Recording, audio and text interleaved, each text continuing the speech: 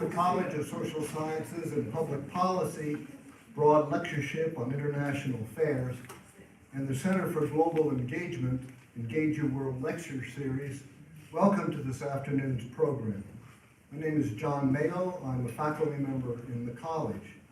Before introducing our distinguished speaker, I wish to thank the Ruth K. and Shepherd Broad Foundation of Miami for endowing this lectureship, which is now in its 20th year. Thanks also to the Center for Global Engagement staff, and especially Brian Harden, for facilitating this event and for hosting a lovely reception. And finally, sincere thanks to Mark Schlackman, who is Senior Program Director at FSU's Center for the Advancement of Human Rights. He was instrumental in recruiting our speaker to visit FSU this week. Mark and our speaker are old friends and were colleagues in the Clinton and Bush administrations. You will learn more about that when they both will be on the stage later in the program. Ambassador Thomas Shannon Jr., this afternoon's speaker, wears many hats. He is the Senior International Policy Advisor to the Arnold Porter Law Firm in Washington, D.C., a visiting professor at Princeton University School of Public and International Affairs, and chairman of the American Academy of Diplomacy. He has unparalleled experience and contacts, having served our country as a Foreign Service officer for over 35 years. During that time, he worked for 6 U.S. presidents and 11 secretaries of state. Prior to his retirement from the Foreign Service in 2018, Ambassador Shannon was Undersecretary of State for Political Affairs. This is the State Department's 3rd highest position. As Undersecretary, he supervised bilateral and multilateral policy making across the world and coordinated U.S. diplomacy efforts at the United Nations as well as other international organizations.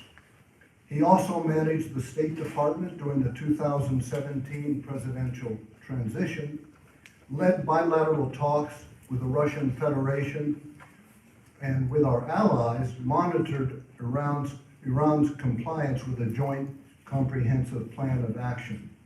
This, you may remember, is the plan that Trump scuttled when he assumed office. Earlier in his career, Ambassador Shannon was a roving envoy for Secretary of State John Kerry. In that role, he focused on Africa, the Middle East, and Southeast Asia. He also led U.S. support for UN-sponsored peace efforts in Yemen and South Sudan. At heart, Ambassador Shannon is a Latin American specialist. He is fluent in Spanish and Portuguese and has held multiple positions devoted to hemispheric affairs, notably at the National Security Council and with the Organization of American States. He also served as U.S. Ambassador to Brazil from 2016 to 2019. Ambassador Shannon, thank you for enduring the formidable TSA line this morning in Washington to be with us this afternoon. Thanks also for your willingness to share your views on our nation's current foreign policies and their role in shaping the global order. The title of his lecture, as you see on the screen, is Strategic Leadership in the 21st Century, How You Can Shape the Emerging Global Order. Please join me in welcoming Ambassador Shannon to FSU.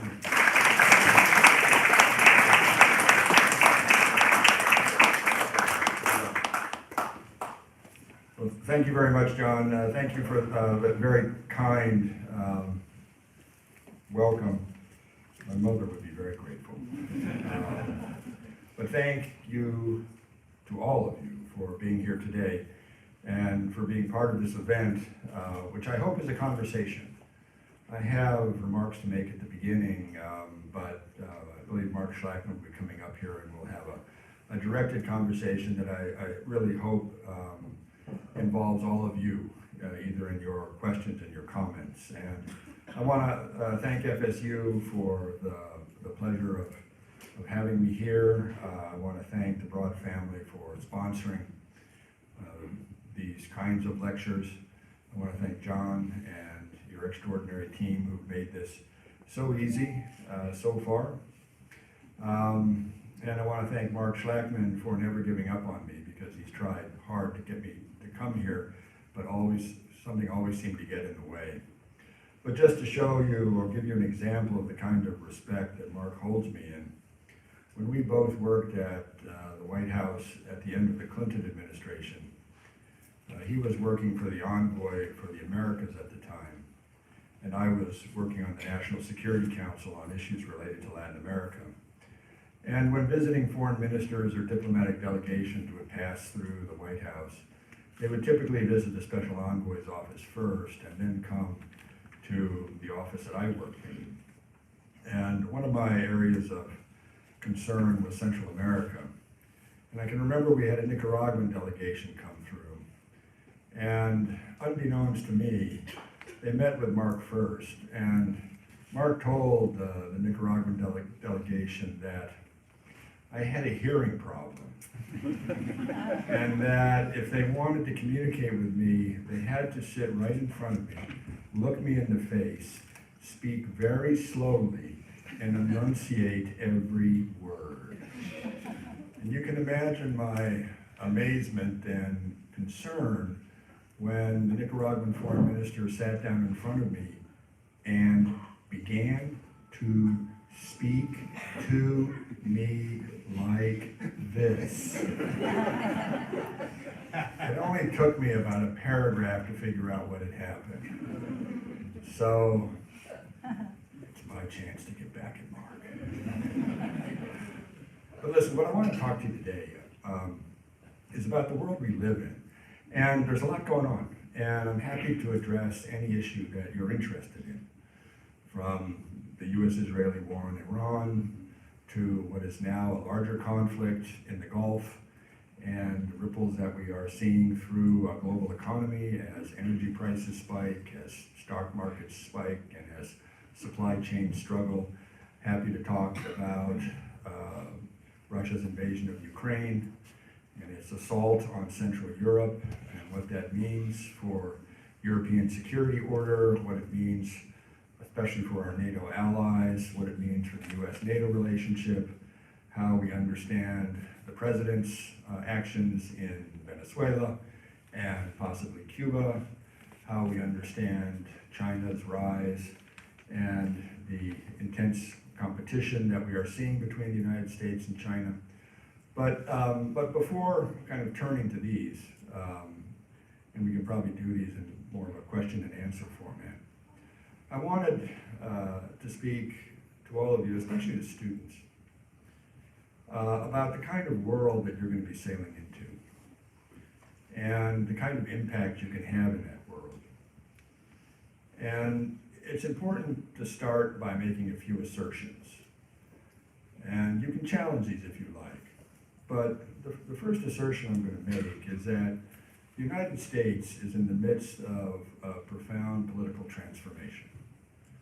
That the pace of economic and social change that we have experienced in the United States over the last several decades, driven by globalization and driven by technology, has outpaced the ability of our political leaders and our political institutions to first understand what's happening, second, explain what's happening, and third, respond to what's happening in a way that generates confidence through the American body politic. And because of this, we find ourselves in this moment of political turbulence in which the American people are moving from party to party, from leader to leader, looking for political leadership that they have a degree of trust and confidence in. And that in the process of doing this, the United States, the American people, are having a larger conversation, not only about who we are as a nation, but also what our purpose in the world is, and what the trajectory of American power in the world should look like. And this battle doesn't end at any particular moment, and it doesn't end with any particular leader, because it is reflective of much deeper forces of political change in the United States today. Political change that will test our institutions, test their flexibility, their resilience, and their capabilities and capacities. They'll test the nature of our politicians, but they'll also test the nature of the American voter.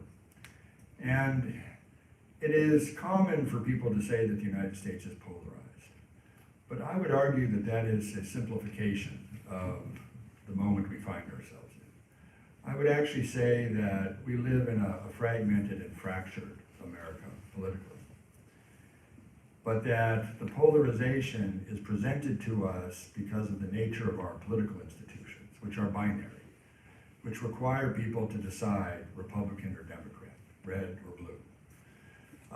And that decision obscures the richness of the diversity of opinion that exists in the United States today, the diversity of solutions, and it obscures what I think is the ultimate solution to this, which is building consensus through our political institutions and political parties, but built around dialogue that draws people into a conversation about what our purpose should be. And that our political leadership at this point has not reached that moment where they're capable of that, because instead they've found that the way in which you get votes, the way in which you drive processes, is to create zero-sum moments and zero-sum fights in which elections appear to be existential. But I would argue that that's a mistake, but it's one that we're going to have to work through, and we're going to have to work through it election by election. And that means that since we hold elections every 2 years, it's kind of like having a car crash every 2 years, where you've got to kind of get out of the car, inspect the car, figure out what works and what doesn't, and then carry on. And so I start, by asserting, first of all, that we're in this transformative moment, a really important moment. But secondly, that the nature of the political challenge in front of us is obscured by our political institutions and parties. And that it's really going to be dependent on our citizens to find ways to articulate through our political institutions and leaders what really needs to be done. But that the third point I want to make is that in the midst of all this, the American people have been having, since at least 9/11, a quiet discussion among themselves about the purpose of American power in the world, and have been expressing real concerns and doubts about national security elites, both in the Republican and the Democratic Party, but also within our larger bureaucracy, of which I was a part of. And a real worry that in the aftermath of 9/11, the invasion of Afghanistan, the invasion of Iraq, the larger war on terror, the creation of black sites, enhanced interrogation, the 2008-2009 global recession, COVID, you can keep going, that there are people who are wondering, okay, what is going on? And how is it possible that the United States, the most powerful military nation in the world, the greatest economy in the world, the most resilient, capable, malleable society in the world, has found itself in a position in which it's suddenly struggling, and in which the American people have somehow kind of lost faith in the direction that we're headed. And as this dialogue has emerged, there are distinct efforts to shape it in certain directions. And what's worth noting is that the Trump administration, both the first administration and the second, represents a distinct break with the tradition of American foreign policy since the Second World War. And what do I mean by that? What I mean is that in the aftermath of the Second World War, the United States decided that it had to embark on a completely new approach to the world. Up until World War II, even in the aftermath of World War I, where the United States, already the largest economy in the world, had proven that its military might was decisive in a world war, that the Allies, the British and the French, do not win without U.S. participation. And in that environment, the United States is set to shape peace, and it fails. It fails in the negotiation of the Versailles Treaty. It fails in Woodrow Wilson's efforts to convince the U.S. Senate to ratify that treaty, and it fails in terms of Woodrow Wilson convincing the American people that we have a broader commitment through collective security agreements to order in the world. And in the aftermath of World War II, Harry Truman, his secretary Dean Acheson, and a small but incredibly influential group of statesmen, diplomats, military officers determined that the United States could not go backwards in time, that it had to understand that being the world's most important military power and most important economy, that it had to rebuild or reconstruct the world in which we were going to live in. And that meant understanding what had happened during the war and what challenges we were going to face in building not just new economies, not just new governments and institutions and new democracies, but also institutions of global government like the United Nations and regional entities like the Organization of American States and the African Union. And so the United States needed to find a way to think about the world in a very different fashion. And if you read Dean Acheson, Truman's Secretary of State, his memoir is called President at the Creation. He says that as he and the Americans who worked on this challenge looked out into the world and tried to imagine what had to be done, that they approached this work with determination and energy and almost complete ignorance of the size of the challenge. And he described the period of time that they were working in as like sailing in the fog, that you could only see a few feet in front of you, and you had to navigate slowly and carefully. But he also said, and think about this for a moment, he also said that the imaginative effort and the intellectual effort that went in to winning the peace, in other words, to reconstructing the world after World War II, was a greater imaginative and intellectual effort than winning the war. And what he meant by that is that the organization of power, the organization of violence, as difficult as it is pretty straightforward. But the organization of a new political paradigm, the organization of new economic approaches and structures, and the organization especially of the institutions, both of global governance and the global economy, that are going to help preserve a degree of order and stability and become the mechanisms and the means by which the United States fights an ideological battle with the Soviet Union, are much more difficult and complicated. And the reason why I'm mentioning this now is because President Trump represents a counter-revolution in American foreign policy. Now, please, my remarks are not political. These are analytical. I'm presenting my understanding and view of how I have seen the U.S. government operate from the inside and from the outside.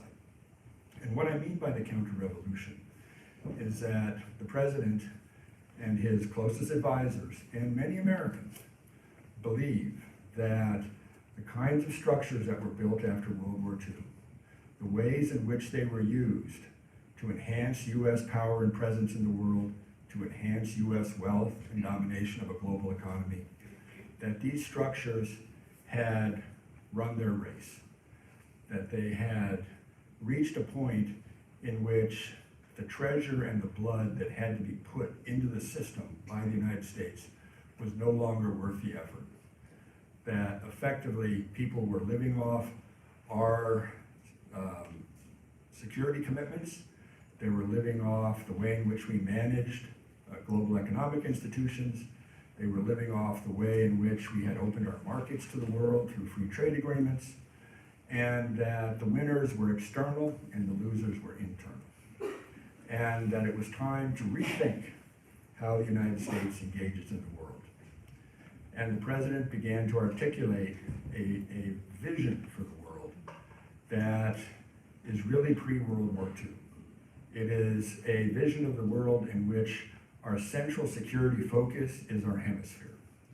And it's our near hemisphere. And when you think about what President Trump said after his election to a second term, but before he takes office, when he speaks about foreign affairs, he really doesn't talk about European security, the Russian-Ukraine war. He doesn't speak too much about Indo-Pacific security. What he talks about is Greenland, Canada, and Panama. And for those who have worked in and around diplomacy and national security over time, the tendency on hearing the president was to think, say what? Greenland? Canada? Panama? What are you talking about? But here's what he was talking about. With Canada, he believes that if the United States is attacked, we're going to be attacked over the Arctic. In other words, we're going to be attacked by Russia. And that in his mind, we need to have a partner to the north who is completely committed to our security and well-being. And his argument is that Canada had one of the few countries, along with Spain, on NATO, that had refused to put 2% of its GDP into its defense spending. And so his attitude was, if you're not prepared to fund your military, how can you work with us? And so when he starts talking about turning Canada into the 51st state, he knows what the response is going to be. But his purpose is to tell Canadians and Americans that Canada is not doing what it's supposed to do. When it comes to Greenland, what he's saying is that Greenland, especially in a time of global warming, is going to be a centerpiece in terms of access to the Arctic through sea lanes, control of the Arctic across the north from the Nordic states through the UK, Ireland, Iceland, and Greenland, and that it almost certainly has critical minerals and rare earths that could become of interest should the permafrost begin to melt and you can actually conduct mining. And so his attitude is, in this environment, we need to have complete control. And in his mind, NATO is a declining asset. It's an asset that over time will fail, and that therefore relying on Denmark is no longer enough. It's kind of like the Virgin Islands. You know, the United States purchased the Virgin Islands from Denmark.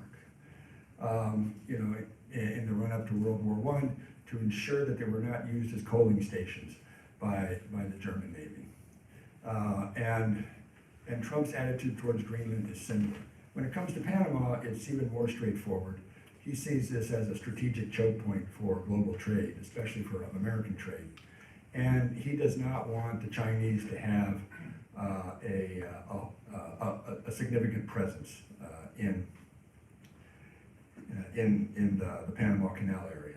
And so if you were to put a compass, kind of put dots on Canada, Greenland, and Panama and draw a circle with a compass, that would be, for President Trump, our sphere of influence, our sphere of interest.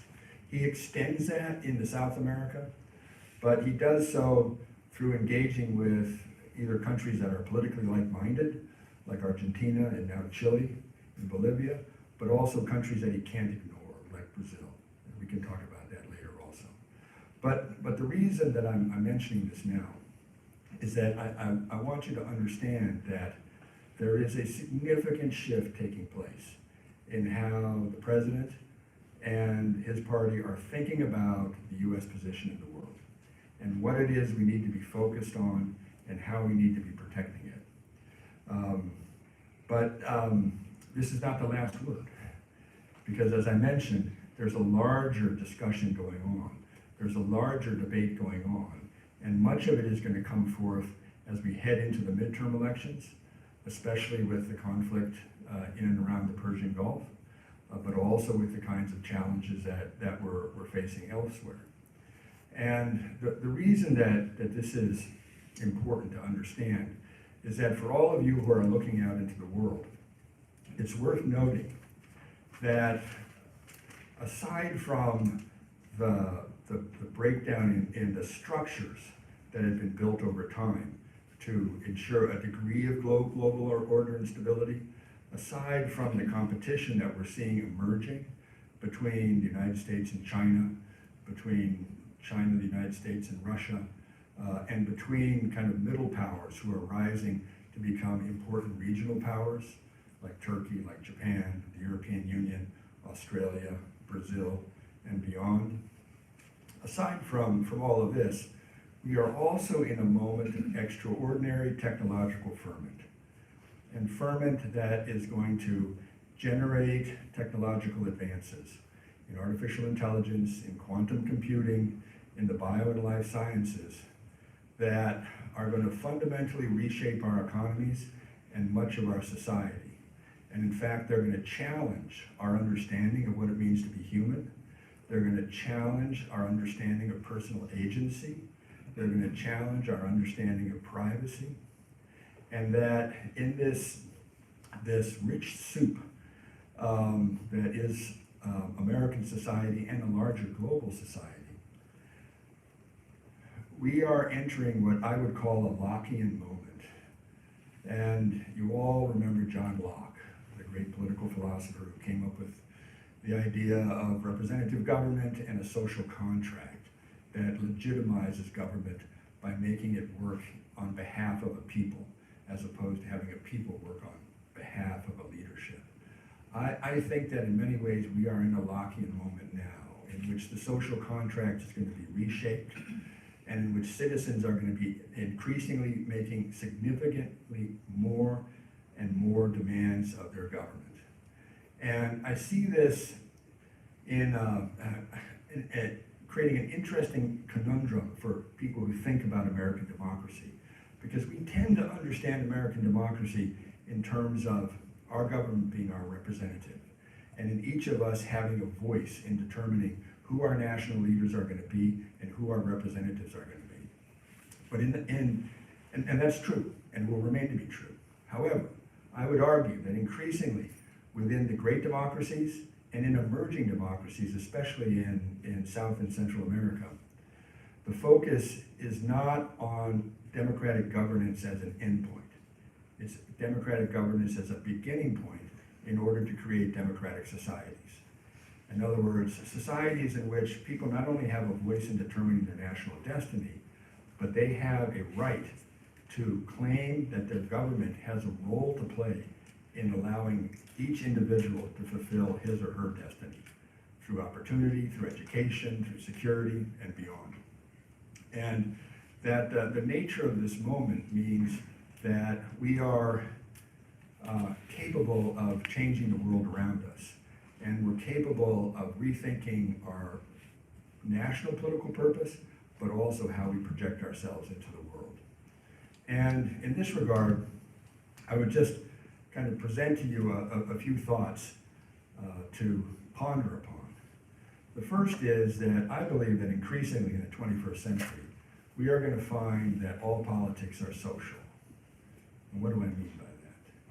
What I mean by that is, as I mentioned before, there's going to be this increasing focus on how governments facilitate access to technological advances, to medical advances, to economic wealth and well-being, and that increasingly citizens are going to demand of their governments much more than just an ability to participate in choice of leadership.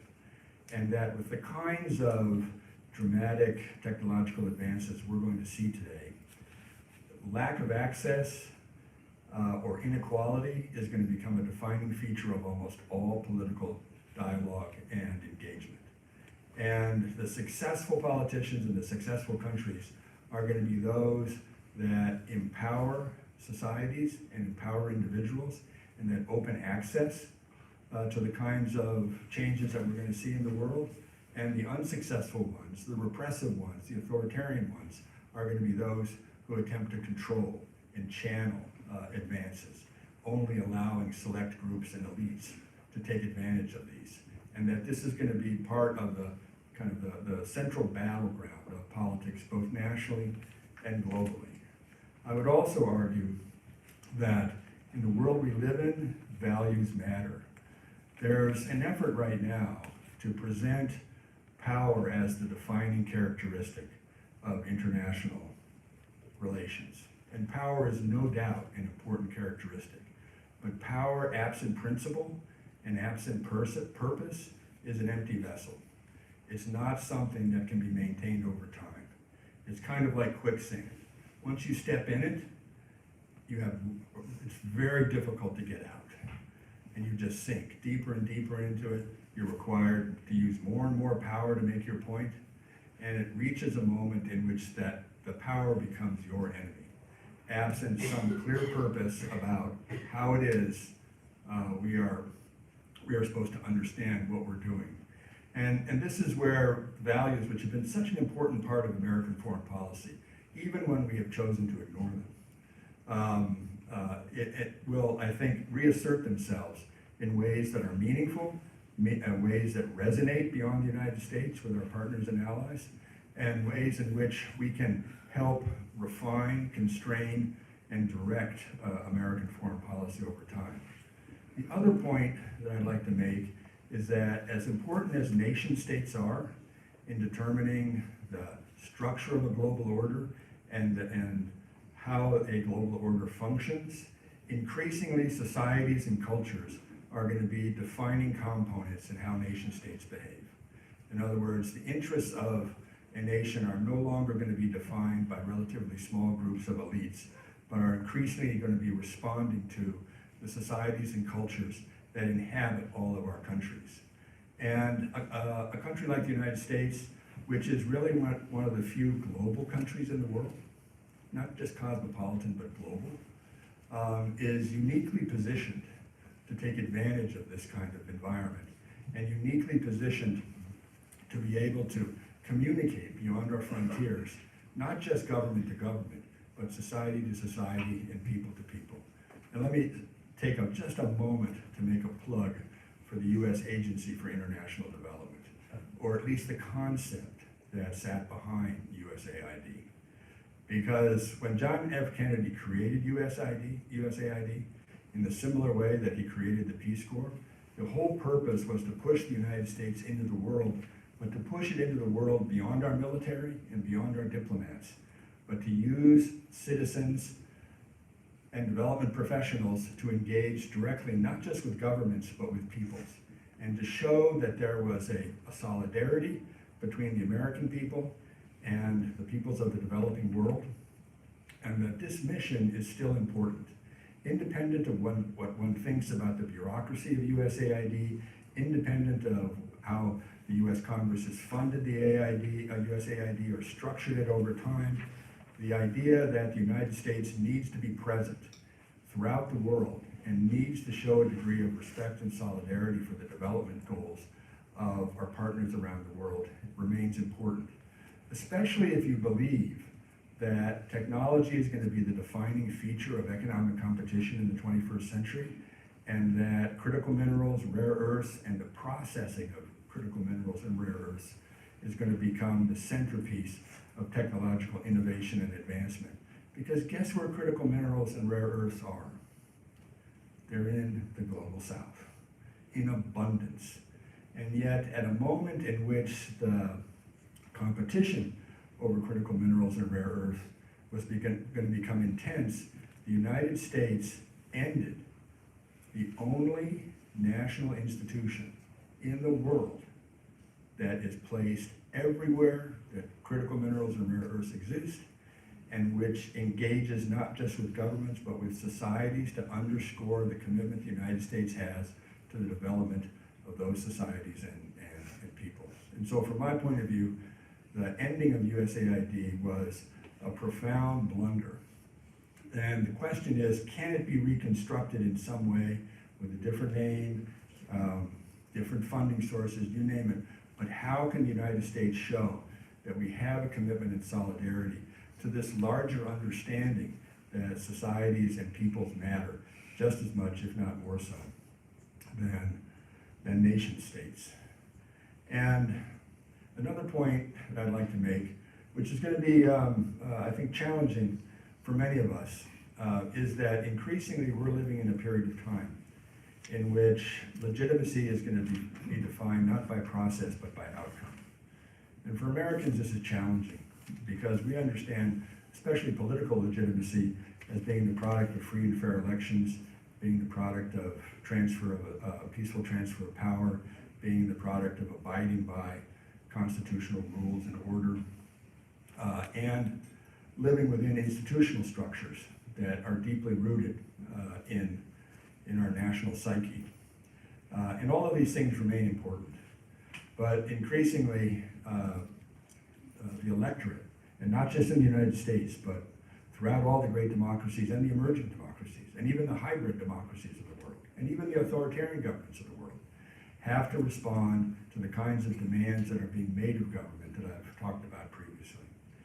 And this means that they have to find a way to show that government can deliver the goods, that it can get stuff done.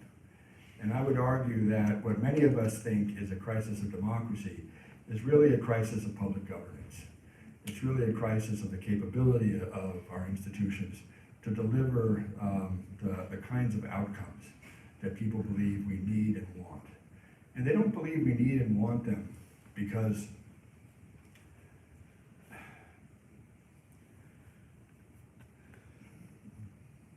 for purposes that are venal.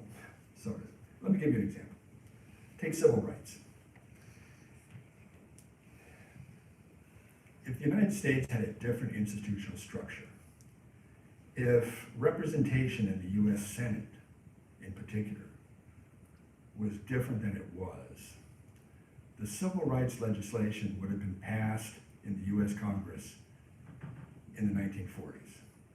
It would have been passed in the immediate aftermath of World War II because of the central role that the African American community played in that war effort. First, because they fought, but second, because the migration of African Americans out of the South into the industrial Midwest and into California was absolutely essential to the success of our war industries. Our armament production doesn't happen. It's not Rosie the Riveter. Rosie should have been an African American. But because the southern states of the United States had control of the Congress, they were able to slow down civil rights legislation until the 1960s. In other words, it took 20 years and the extraordinary political expertise of Lyndon Johnson to actually get to the civil rights legislation. And what I'm trying to say here is that I don't think the American people, you pick the next big issue, okay? If it's not civil rights, pick something else. I don't think the American people are prepared to wait 20 years for our system to distill itself into a moment where it can make a jump. That the American people want a jump now. And you pick the issue. And so what that means is that we're gonna need to have a more flexible institutional structures and a more flexible approach to how we engage our national problems, but also our international problems.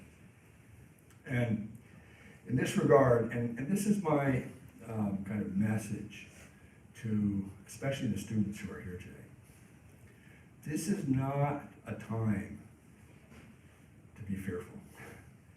This is not a time to be doubtful. This is a time to understand that we are in a moment of change and that this change is going to be profound. It's not only going to be profound for our nation, it's going to be profound for how we relate to the world and therefore how the world progresses. And that just as the generation that Dean Acheson and Harry Truman helped lead into a new world in the aftermath of World War II, you're going to have that same kind of opportunity. It doesn't matter where you are.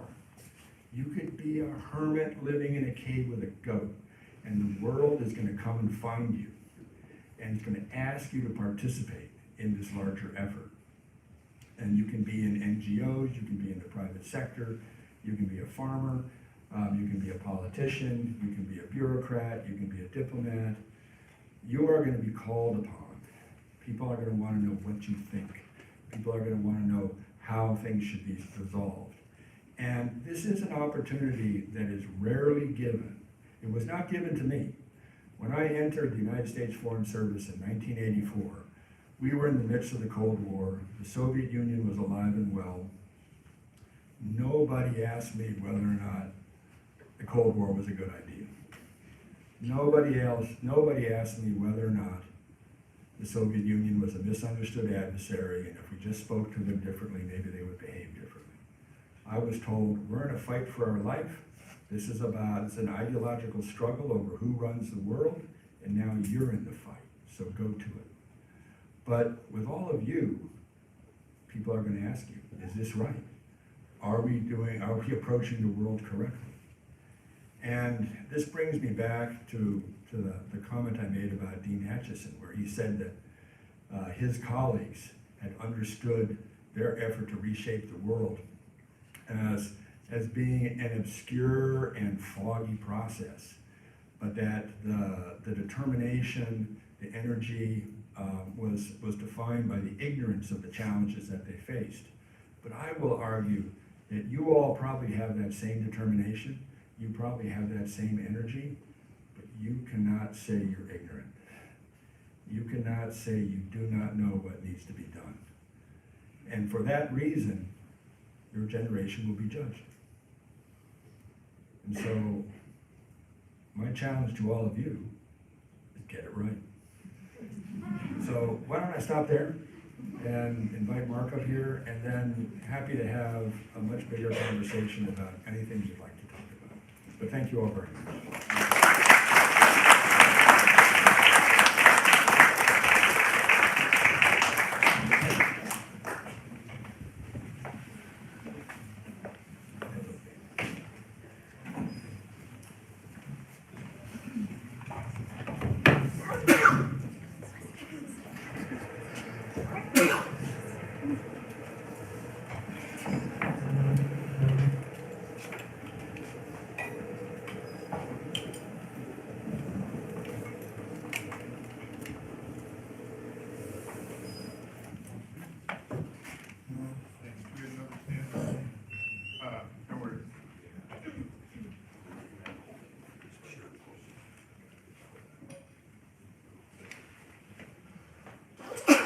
Ambassador, a privilege.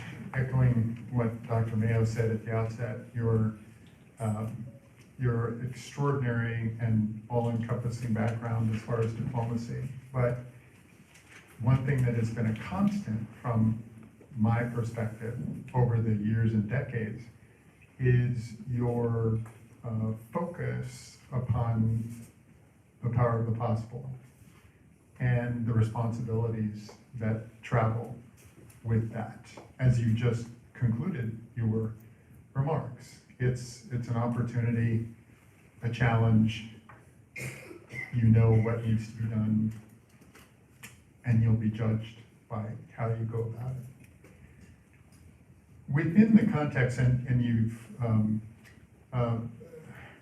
characterized our current time frame as whether it's counter-revolutionary or the foment or the ferment, and you could call it another wonky term, constructive zone of disequilibrium. It's things they're fluid. Looking outward before we look back inward, I heard you comment, listen to a Canadian Broadcast Corporation assessment of Canadian Prime Minister Mark Carney's remarks at the World Economic Forum in terms of the implications of real and perceived, the U.S. engagement strategy, the tone, the tenor, the respect or other, and the Carney's assessment of where that may lead. So again, looking externally first before we return to internally within the United States, Can you share some of that perspective? And for those who may not have had the opportunity to listen, I would commend it to you. Prime Minister Carney is about 14 minutes at the World Economic Forum, but his assessment and your response to it? For those of you who missed Mark Carney's speech at Davos, he basically said that the global order as had been constructed was dead. And that the kinds of relationships that had defined that global order, in other words, relationships with the United States, were now suspect. And that it was time for countries to begin to think about the world differently. And it was time, in particular for Canada, to recognize that economic integration with the United States had actually become a vulnerability for Canada. And that the United States now had a degree of leverage over Canada that made it very difficult for Canada to act autonomously. In other words, in its own interest. What in some ways the Canadian Prime Minister was saying, I believe, was that if you believe that the 21st century is going to be defined by great power competition, if you believe that the 21st century is going to be defined in particular by competition between the United States and China, then countries like Canada, middle powers, need to find a way not to become the ham in the sandwich. Need to find a way to, by reaching beyond these great powers, try to create networks of relationships with other middle powers that will act as a constraint on great powers. And, you know, this is a big idea, it's a big thought.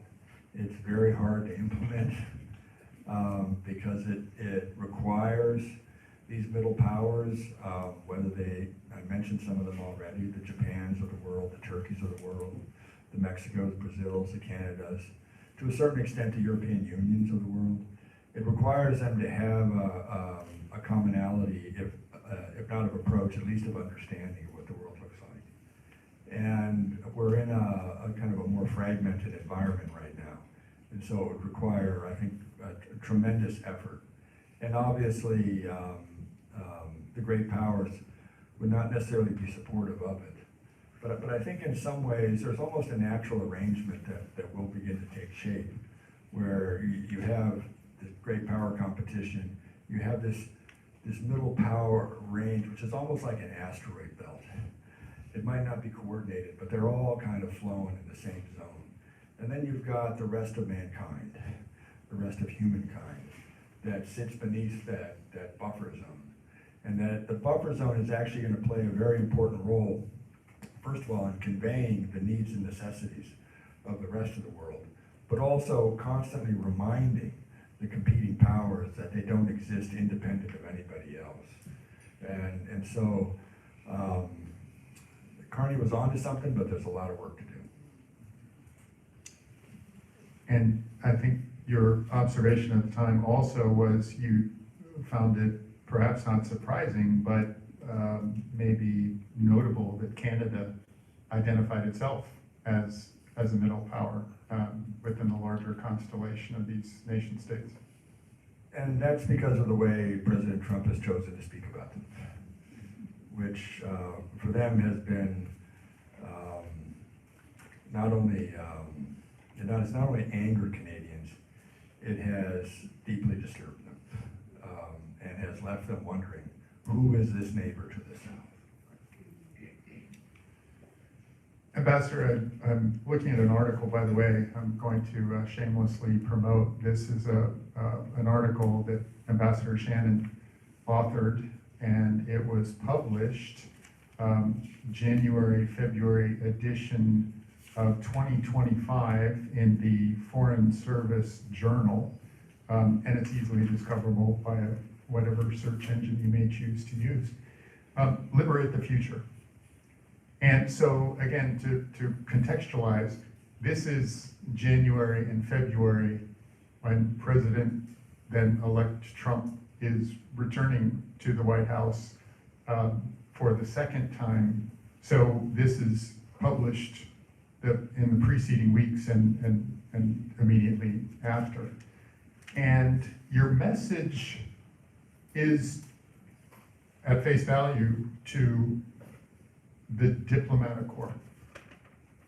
What essentially were you trying to accomplish at the outset of the second Trump administration with providing some additional context? Ambassador Shannon was the senior most career Foreign Service officer during the initial transition into the first Trump administration. And as such served as acting Secretary of State during that initial transition for just about 2 weeks, at a critical moment in time. So in Liberate the Future, early 25, just a year plus ago, what essentially were you attempting to share and or motivate in terms of the diplomatic corps? Well, as you noted, I had the distinct pleasure of managing the transition at the State Department from the Obama administration to the Trump administration. And I worked with President Trump for 18 months, from January of 2017 until June of 2018 when I retired. And what I wanted to do when I wrote that article was to remind American diplomats, my former colleagues, who had been working kind of in a recovery project, who had been working in a kind of a recovery project during the Biden administration to build out again our alliance-based system of foreign policy, that the changes that President Trump had spoken about in the first term were coming back. And they were going to come back in a really significant way. And that the career services, the civil service and the foreign service, had to understand that they had a duty and an obligation to support our elected leadership, help our elected leadership understand the world as it is, and help our elected leadership achieve the goals and purposes that they had defined.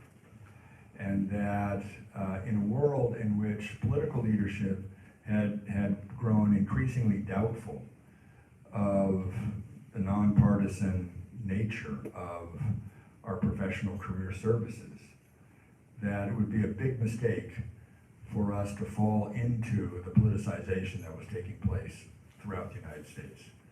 But that instead we had to underscore the professional nature of what we did and who we are. And that if we didn't, that our institutions would pay a heavy price. And what I wanted to do in that, similar to what I just did in the words I've shared with you, and the title, was Liberate the Future. And what I meant by that is that we could not become attached to a past that we were not going to be able to go back to. I mean, I'm sure you're all familiar with the story of Lot as he flees Sodom and Gomorrah. God gives Lot one instruction as he and his family are fleeing Sodom and Gomorrah. That instruction is, do not look back. But guess what? His wife looks back, and she's turned into a pillar of salt. And I would argue that we cannot look back. That the world is in front of us, not behind us, which doesn't mean that the past is unimportant, but that if we fix on the past, we will be turned into a pillar of salt.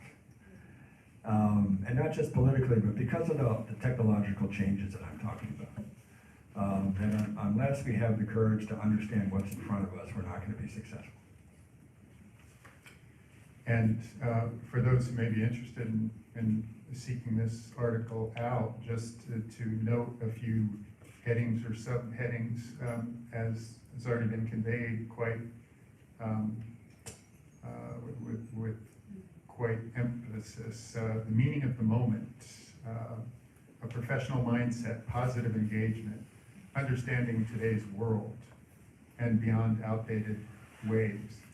Now, Ambassador, just looking back, just a few years prior to, actually several years prior to, you also authored for the Foreign Service Journal in a similar time frame, January, February of 2018, which would have been your official retirement date or period, although you extended, I think, until the summer for several months. So you had another piece, Reimagining the Future of American Leadership. So just your observations about that in that earlier time frame, what you were attempting to accomplish with that article. Well, these articles are related over time because I only think the same thing over and over again. It's that we were in this period of extraordinary change, and that no matter how successful we had been during the Cold War, no matter how successful we had been in the immediate aftermath of the Cold War, that the world was running faster than we were. And that we had managed to get ourselves trapped in corners in places like Afghanistan and Iraq, while the world changed around us, and that we had to avoid that. That we had to find a way to understand the world in its entirety and understand the extraordinary opportunities and challenges that exist in that world, and to recognize that violence does not carry the day. I mean, military power is important for defense.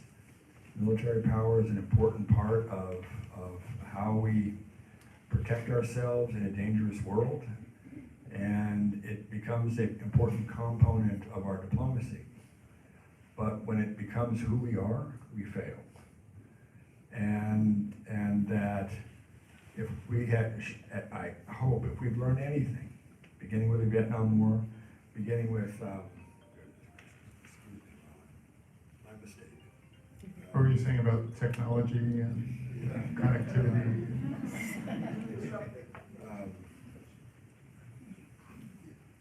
Where was I? No, what I'm trying to say here is that you would think that in the aftermath of the Vietnam War, in the aftermath of Afghanistan, in the aftermath of Iraq, that we would learn that having extraordinary military power is not enough. That you need to have a larger political purpose and strategy. And you need to create, if you're going to have a conflict, you need to create a conflict in which victory doesn't require the other side to surrender. And I'm sure you're thinking, what? Now let me tell you that story. When I retired from the Foreign Service, I began working with the Carnegie Endowment, International Endowment for Peace, in Track 2 diplomacy with Iran. And Track 2 diplomacy was a way of bringing together retired American diplomats and people who were expert in negotiations, who would meet on a parallel track, a separate track, with Iranians. We also did the same with the North Koreans, to discuss how our relationships might improve over time. And I did this in New York, I did it in Stockholm, I did it in Helsinki. And in one moment in Stockholm, I came down for breakfast. It was in a hotel in the center of Stockholm. I came down for breakfast, and one of my Iranian counterparts was at a breakfast table all by himself. And this is a guy I had known for a while. And he invited me to come sit with him. And the Iranians never do that. Because if they have a private conversation with us, they then have to report it back to their counterintelligence officers, and it becomes uncomfortable for them. But he invited me to sit down. And this was a period of time during the first Trump administration in which there was real problems in the Persian Gulf. The Iranian Revolutionary Guard Corps and the Iranian Navy were harassing oil tankers, blew a couple of them up. There were threats of American retaliation. And anyway, the Iranian diplomat looked at me at the time, and this is when the Trump administration had just begun negotiations with the Taliban. The Iranian asked me, he said, can you answer a question for me? He said, why is your government meeting with the Taliban without your democratically elected partners? In other words, without the government of Afghanistan. And I said, I don't have a good question for that. I just think a good answer for that question. I just think it underscores the desire the Trump administration has to exit Afghanistan, and they're anticipating that our democratically elected partner will not survive that exit. And the Iranians said, we agree with you on that because we are also talking to the Taliban because we think they are going to be the ones who are going to be running Afghanistan in the near future. And he said, but in our conversations with the Taliban, they've told us something really interesting. And I said, okay, what is it? And he said, they told us, don't worry about the Americans. He said, the Americans are all about shock and awe. The Americans are all about hitting you so hard you crumble. And he said, but what we've learned is that if you do not surrender to the Americans, they cannot beat you. And my immediate thought was, uh-oh, we've been found out. And this takes me back to what I said earlier. And it relates to what we're doing with Iran right now. Iran will not surrender. So, how do you end the conflict? How do you define the conflict in a way that doesn't require abject surrender? How do you define it in a way that allows you to say we accomplished our goals and we are now capable of building something else? And this is where military power fails. And this is where diplomacy has to have a role. And more importantly, this is where allies and partners have to have a role. Because they can help us better understand the larger contours and contexts of the challenge that we face. This is not designed to be a criticism of the way the U.S. engaged with Iran. And, I just spent some time describing for you that the president understands our sphere of influence as being the Western Hemisphere. And if that's true, you have to ask yourself, well, how does Iran fit into that? It doesn't. But let me tell you what I think happened. And this relates to Trump's first term. You'll recall that he pulled the United States out of the Joint Comprehensive Plan of Action, the Iran nuclear deal. And he did so because he thought that the deal wasn't good enough. And because he thought that a deal that had required Iran to give up what was a strategic goal to create a nuclear weapon and required the United States to step away from something that had defined our foreign policy towards Iran, which was sanctions. That something that had required both sides to give up so much would have fundamentally reshaped the relationship between the United States and Iran. But from his point of view, it didn't. In fact, it only made it worse as Iran became more aggressive in the Gulf, more aggressive in Lebanon, more aggressive in Syria, more aggressive in Iraq, working through Iraqi militias. And so the president really doubted whether or not these diplomatic vehicles were capable of reshaping the relationship in a way that was going to ensure peace over time. And then he had the experience of North Korea. And I remember this very distinctly. I was in the Oval Office with the president and a variety of other national security officials at the time, talking about the several challenges that we were facing. And he turned to the question of North Korea. And he had not yet begun his bromance of Kim Jong-un. But he was thinking a lot about North Korea.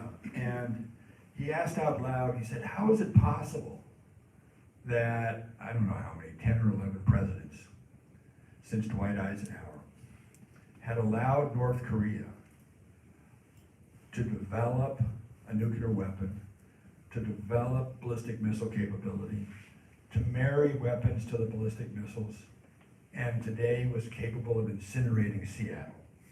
He said, what American president would allow that to happen? And he said, I'm not passing this problem on to another president. Well, he did, but not because he didn't try.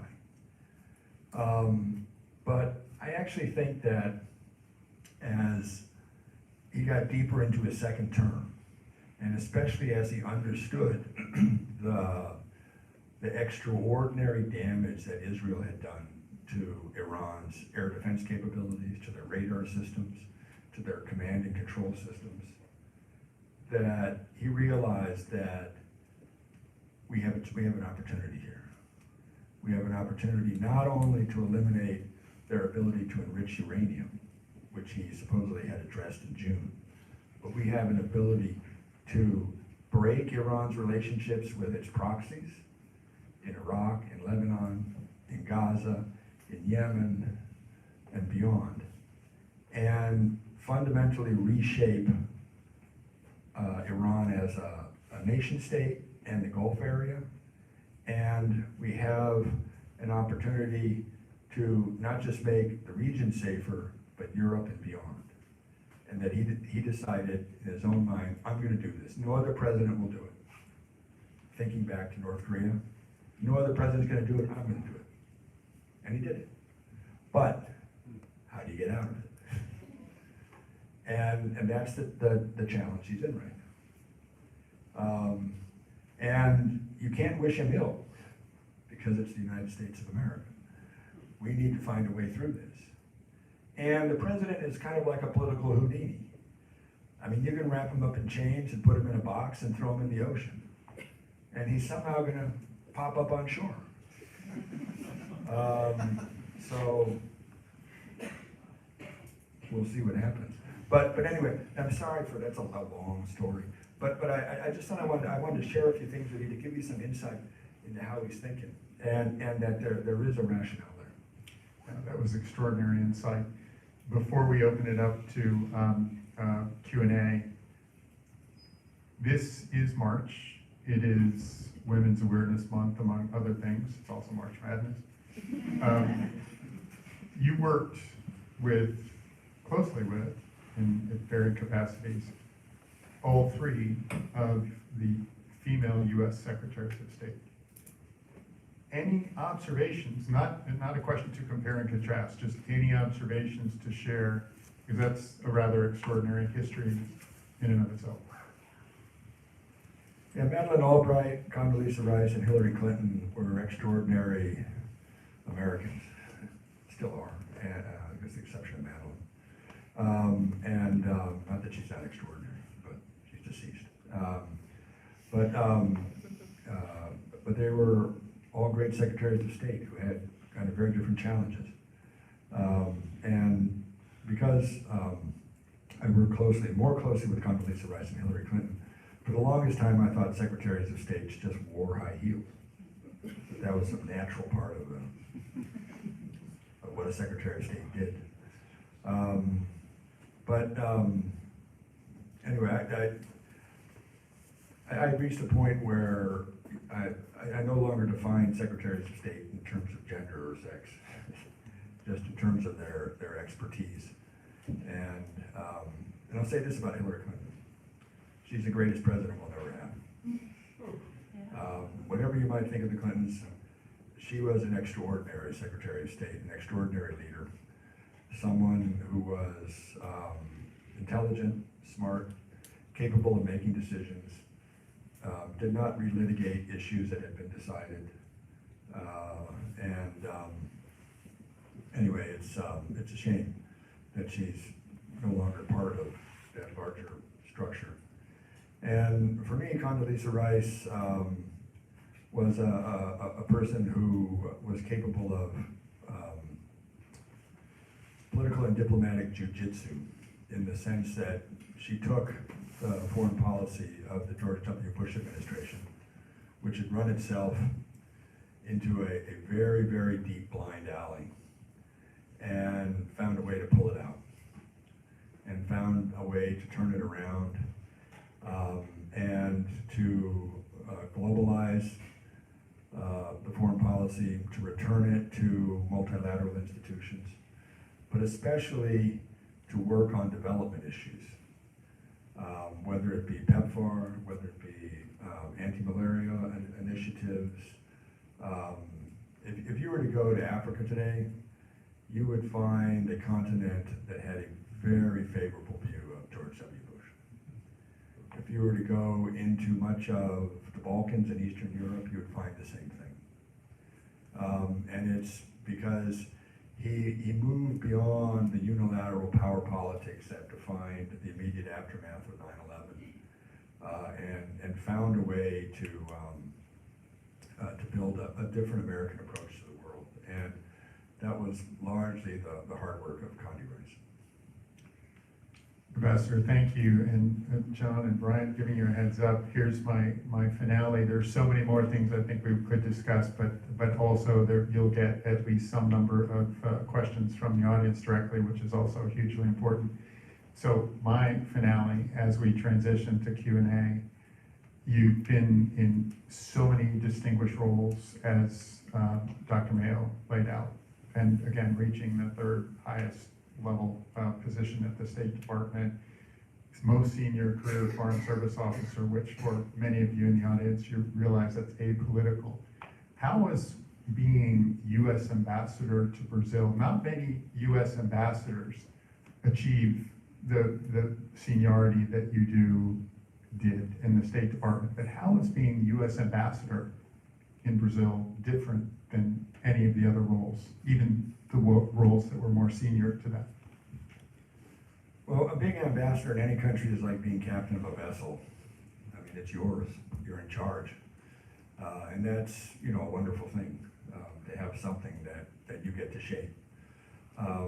But also, because you're the president's personal representative in a country, you're not just representing the Department of State. You're representing the United States government in its entirety. And overseeing, in this instance, nearly, I think 26 cabinet agencies, something ridiculous. I think we had everything but veteran affairs at the U.S. Embassy in Brazil. And that meant that you had a microcosm of the United States government in the embassy that you could work to shape how our departments and agencies in Washington were responding to Brazil. And it really created an opportunity to build in our embassy a reference point for everything the United States government did. But it was also a very important period in Brazilian history. Brazil had emerged as the fifth or sixth largest economy in the world. It was a consistent heavy hitter in almost all the diplomatic events, but especially everything related to climate change, biodiversity, and the preservation of tropical rainforests. And so it allowed us to play kind of a cutting edge role in how the United States engaged beyond great powers. And so for me, it was a remarkable experience. I also happen to be a great lover of Brazilian music, especially bossa nova, and Brazilian culture. So it was a great place to be for 4 years. Ambassador, it's been a privilege. John, I'm going to pass the mic to. This is my question. Okay, well, someone can walk the mic around, or maybe that someone's me. I have a mic that I can pass around. You got it, okay. So as you guys raise your hand, if I can have you guys select people from the audience to ask questions, that would be wonderful. So just kind of pick someone, I'll hand the mic to them. All right. The ambassador asked me to help, so why don't we go in the back first, because I think he mentioned he had a question during the reception, so it was in the queue for a while. I'd actually like to ask a different question after hearing the interview. One of the things you mentioned was this parallel between Trump's perspective on Iran and North Korea, and this idea of, well, there was no one who was doing anything about North Korea, so we're going into Iran to do what wasn't done. I'm just curious about, it feels like the way in which this operation was conducted, we might be kicking the can down the road of, we're trying to stop nuclear facilities, which supposedly was done in June, so we just is this something that will just keep happening again, with the seemingly Iranian position of, we will just never surrender? So, and just to compliment you on the brevity of the question, because we're going to try to get as many questions in as possible, which we have limited time, so thank you for being relatively concise. He's talking to me. I have to be relatively concise. Listen, it's a great question, number one. My own view, I did not participate in the negotiation of the Joint Comprehensive Plan of Action during the Obama administration, but I was put in charge of compliance, which was done through regular meetings between Iran, the United States, China, Russia, Germany, France, Britain, and the European Union, usually in Vienna. And I believe that the Joint Comprehensive Plan of Action was the most important nuclear non-proliferation agreement the United States has ever negotiated, the most intrusive that it has ever negotiated, and that it created a space for the United States of at least 15 years to try to address the problems President Trump noted in the relationship, try to change the contours of the Persian Gulf and the Middle East around Iran, so that by the time you got to the end of the 15 years and the agreement itself began to phase out and turn itself over to the Non-Proliferation Treaty and the UN and the International Association of Atomic Energy, that the world would be different, and that there would be a way to bring Iran to heel on nuclear issues. And so my own belief is that this could have been done diplomatically over time. But President Trump didn't agree with that. One of the big challenges we face now is that the way in which the United States and Israel conducted their assaults is that they accelerated a succession process within Iran by killing the supreme leader. The supreme leader was nearly 87 years old. There was already huge debate inside of Iran about how his succession would take place and who would take its place. And it would have been very divisive for Iranians over hardliners and those who wanted a greater opening to the West. But by killing the supreme leader, we effectively shut down that succession debate and guaranteed that his son was going to become the next supreme leader.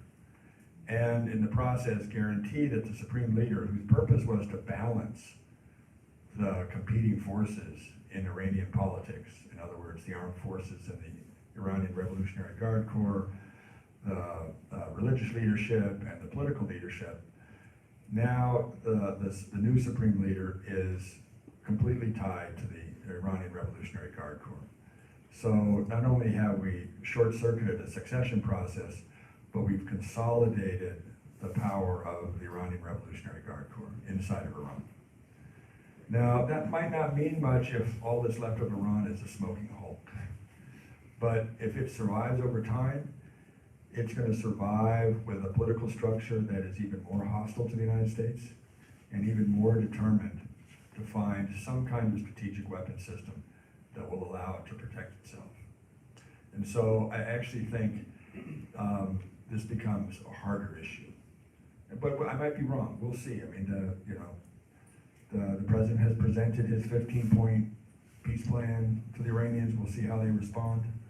I think we might be in a moment in which, as I mentioned earlier, we're going to realize that we made a mistake.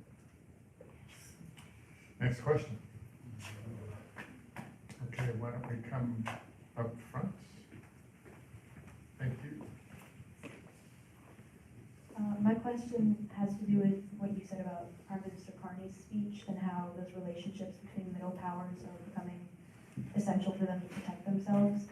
I know the JEF met in Helsinki today and they reaffirmed their commitment to defense in the Arctic.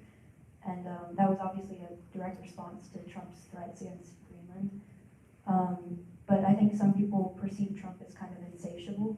So I was wondering if you thought that those efforts would be able to pacify Trump, or if it's possible at all for other powers to satisfy his demands for defense? Yeah, it's a really good question. You know, the president at one point said, you know, real estate developer that he is, you don't defend something you rent. You defend something you own. And what he was trying to say is that if the United States is going to make the effort necessary to defend Greenland and to keep it out of the clutches of the Russians or the Chinese, that we have to own it. And you can make that argument. But here's what I think we're missing in this. Not only have we kind of generated greater angst within NATO and within some key NATO allies like Denmark, but also the Nordic countries and the UK and Iceland. But I think we're missing a bet to reorient NATO. In other words, right now NATO, because of Ukraine, is entirely focused on Central Europe.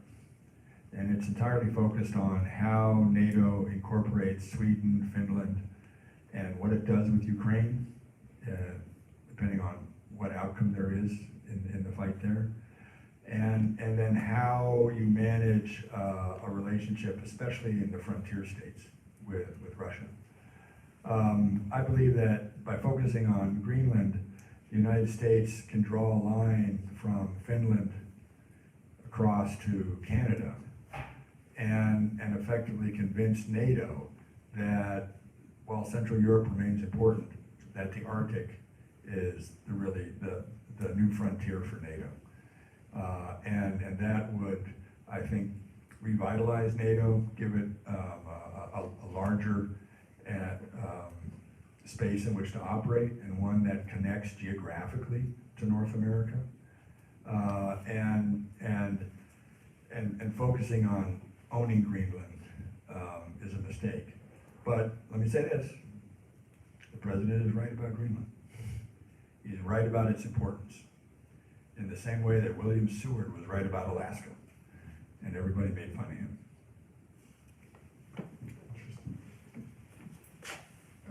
Right here in the middle, Terry Coonan. Sure. Good. Mr. Ambassador, thanks for your assessment today. Yeah, thank you for your assessment. I was struck by your comment that in this century, the demand will be for outcomes rather than process. And I'm thinking, of course, about human rights and the expectation that there be outcomes, that outcomes, irrespective of where you live, what kind of government you live under. What's going to be the role of the human rights endeavor for U.S. strategic leadership in the future? You know, that's a huge question. And I kind of touched on it when I said that values matter. You know, the current administration is reluctant to step into the human rights pool right now. Largely because, especially within global institutions, they believe that much of the human rights talk has been captured by human rights violators, and that the United States finds itself on the defensive within the UN and UN organizations. And the president doesn't think that's appropriate at this point in time.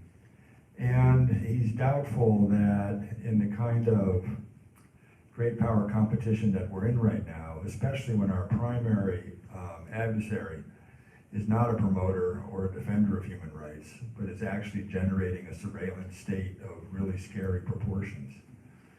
And after what everyone's seen happen in Hong Kong. And his belief is that we're not going to win this one only by human rights.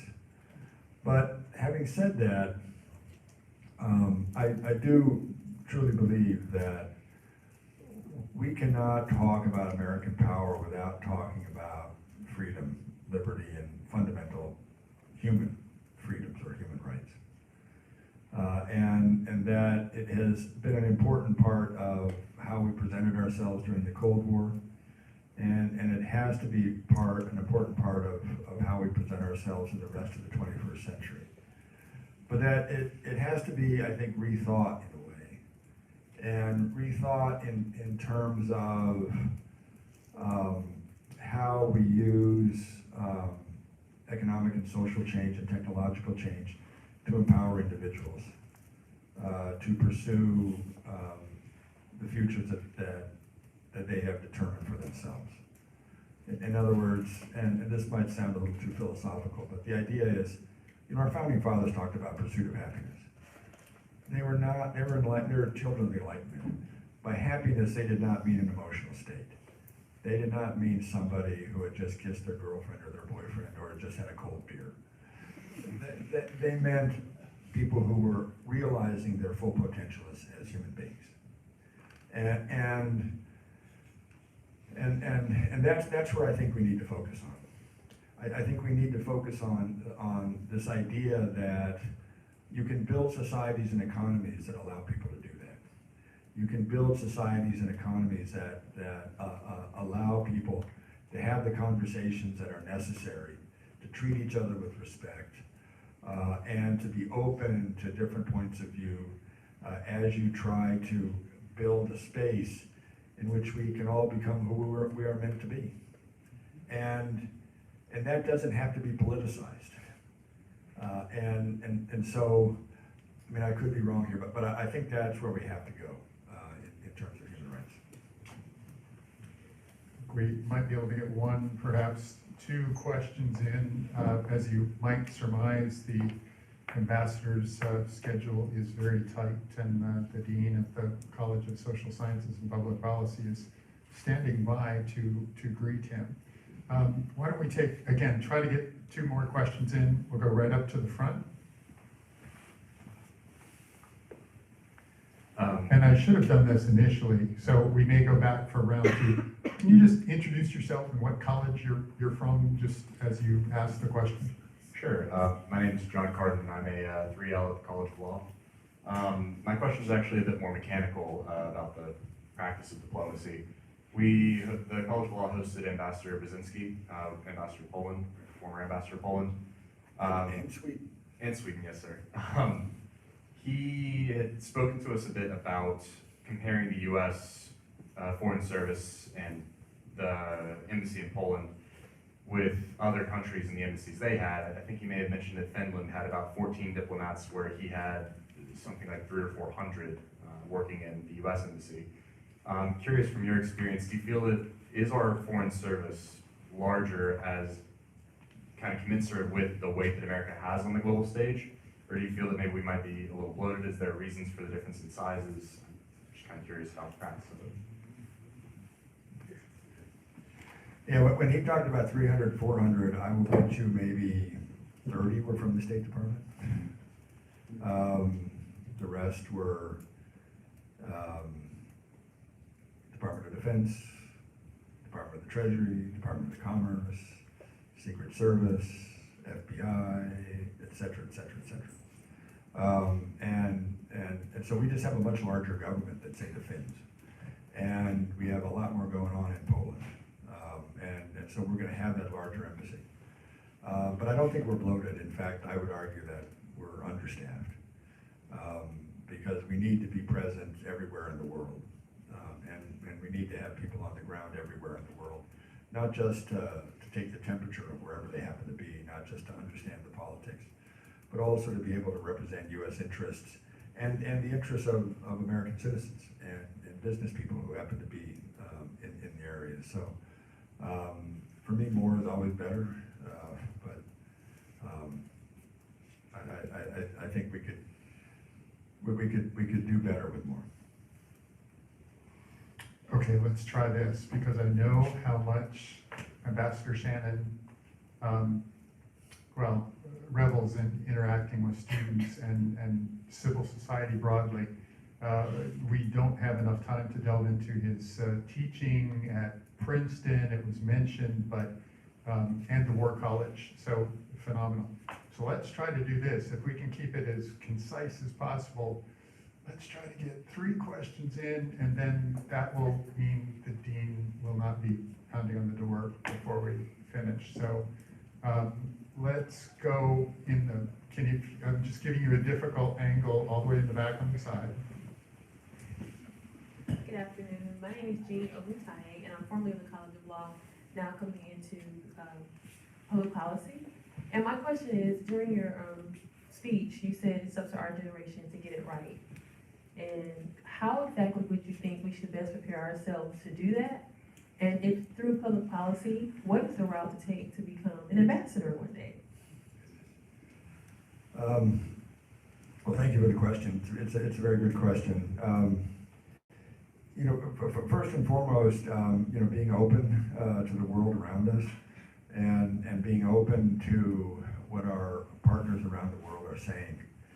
You know, General Jim Mattis, who was President Trump's first Secretary of Defense, used to say that the United States has never done anything meaningful by itself. That everything important we've done in the world, we've done with allies and partners. And I believe that historically that's true, but I also believe that by engaging with allies and partners and listening closely to them, that they're an important echo chamber that can remind us of our larger interests, and that therefore engaging with them as much as possible is important. And it means that for Americans, paying attention to what people around the world are saying is important. And being conversant with what's happening around the world. And what I find remarkable in the students that I deal with is how familiar they are with the world, how much they've traveled, the different languages that they speak. And for me, that's very encouraging. In terms of, you know, how one goes about doing this, you just got to jump into the pool. And you know, and the great thing is that in 1984, when I entered the Foreign Service, if you wanted an international career, there were very few options. There was the Department of State, there was the Central Intelligence Agency, there was the Department of Defense, and maybe Pan American Airlines, Ford, and Coca-Cola, maybe Philip Morris, you know? But that's not true anymore. What's amazing is even municipalities have international affairs offices. States have international trade offices. Associations do a lot of international work, especially associations that are built around economic issues. In other words, there's any number of ways, NGOs, you know, the International Red Cross, you name it. There's any number of ways to involve yourself in the world, even if it's not working for the United States government. I would just argue that it's important to be open to these opportunities and to explore them, especially if this is of interest to you. But of course, if you want to enter the United States government, and especially if you want to enter the Department of State, this is a really interesting moment, as scary as it might seem, because we are in the midst of reshaping the structure of the state. And reshaping the structure of the Department of State, the Foreign Service, and our civil service. And it's still inchoate, you know, where this is going. And so being part of the shaping of it is a big deal. It's through the foment and the ferment that we will transform. And what was it? They not only have opportunity and responsibility, but they'll be judged by it. Okay, 2 very quick questions and then we'll adjourn. I think the ambassador can hover for just a little bit, and then it's been an extraordinary time. So let's go here. And first of all, thank you so much for speaking to us today and giving us your insightful words. My name is Emily, and I'm a first year in studying political science and taking a human rights class with Professor Stockman. that was not a biased selection of a question, by the way. But very related to everything that you were talking about. And you mentioned that social issues would be a transformative aspect of political discussions in America. In the 2024 election, a lot of the Democrat candidates kind of ran off of social issues and didn't win a lot of the elections across the country. Do you think that that's going to change in the midterms and the next presidential election? And if so, how do you think that these international issues can mobilize voters? That's a big question, and it's a good one. We're really talking about electoral politics here, and we're talking about, how parties define themselves, and of course, national elections are different than district elections, whether it's elections for representatives or elections for the Senate. And here's the challenge that I believe we're going to face, largely speaking. The Democratic Party, for a variety of reasons, has decided that it's a party of urban constituencies and has largely walked away from rural America and has largely walked away from much of the working class that lived in old industrial centers. And the Republicans have scooped them up in a way and established themselves throughout the heartland, and have forced the Democrats to the extremities of the country. But the Republicans don't have a message that breaks through in large urban areas. And so we're in this oddly kind of, not just ideologically separate worlds, but physically separate worlds. The party that carries the day is the party that can jump that divide like a spark, that can find a way, out of the constituencies that they've built for themselves and try to build a larger national constituency. And I grew up in San Diego, but I was born in Minneapolis. And if you look at what happened in Minnesota, especially in Minneapolis, during the efforts by ICE and Customs and Border Patrol to enforce deportation orders, it's really striking how a community decided to defend itself. How a community decided that it was not going to allow federal agents to come in and determine who was going to live in their community. And I'm not sure that the Trump administration anticipated this kind of resistance. They didn't anticipate the kinds of political problems that the killing of 2 American citizens has caused them. They didn't realize it was going to bring down a cabinet secretary, that it was going to require the Democratic Party to engage on an issue that they've been avoiding. And it's an interesting moment in which the power of popular organization and popular political commitment begins to change a national debate. And I think that we're going to see more of this.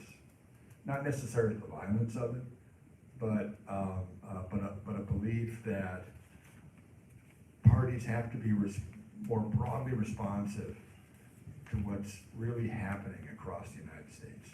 They have to be more open to understanding that. And let me just give you a short example of this.